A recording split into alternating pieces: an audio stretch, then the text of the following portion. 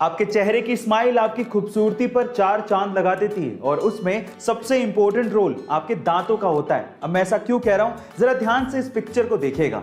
जब सबसे पहले आपने इस पिक्चर को देखा तो आपकी नजर सबसे पहले किस चीज पर गई?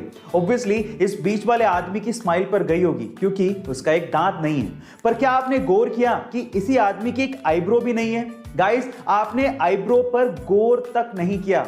इसीलिए कहते हैं कि सबसे पहले किसी की नजर आपकी स्माइल पर पड़ती है। इसीलिए अपने दांतों को संभाल के रखिएगा, क्योंकि यही आपकी स्माइल को और खूबसूरत बनाता है। गाइस, आपका इसके बारे में क्या ख्याल है चैट सेक्शन में जरूर लिखिएगा। गाइस, आप अपने आप को मिरर में तो जरूर देखते होंगे और आपने ये ऑब्जर्व भी किया होगा कि आपको मिरर में सब चीज उल्टी दिखाई देती है। आपको लेफ्ट की चीज राइट में और राइट की चीज लेफ्ट में दिखती है। इसका मतलब मिरर आपको ऑब्जेक्ट को रिवर्स करके दिखाता है। इसी वजह से कागज पे कुछ लिखा हुआ जब भी आप शीशे के सामने रखते हो तो आप उसे पढ़ नहीं पाते हो, क्योंकि सारे अक्षर आपको रिवर्स करके दिखते हैं। लेकिन अब आ गया है ट्रू मिरर, जो कि आपको ऑब्जेक्ट को रिवर्स करके नहीं बल्कि एज इट इज दिखाता है। आपको लेफ्ट की चीज लेफ्ट में दिखती है और राइट की चीज राइट में। इनफैक्ट जब आप कागज पे कुछ भी लिखा हुआ ट्रू मिरर के सामने रखते हो तो आप उसे आसानी से पढ़ पाते हो, क्योंकि वो एज इट इज आपको दिखाई देता है, उल्टा नहीं। इसका मतलब true mirror non reversible images produce करता है। गाइस, इस ट्रू मिरर को आप ऑनलाइन खरीद भी सकते हो। आपको ट्रू मिरर के बारे में जान के कैसा लगा कमेंट सेक्शन में जरूर लिखिएगा। और धीरूभाई अंबानी ने आखिर इतना पैसा कमाया कैसे? वो इतना अमीर बने कैसे?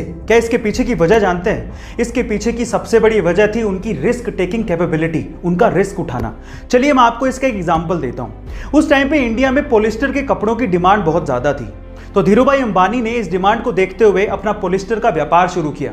लेकिन ये डिमांड इतनी ज्यादा बढ़ गई थी कि धीरूभाई अंबानी को और माल की जरूरत थी, जिसके लिए पैसे चाहिए थे। लेकिन इतना सारा पैसा बैंक देने को तैयार ही नहीं था।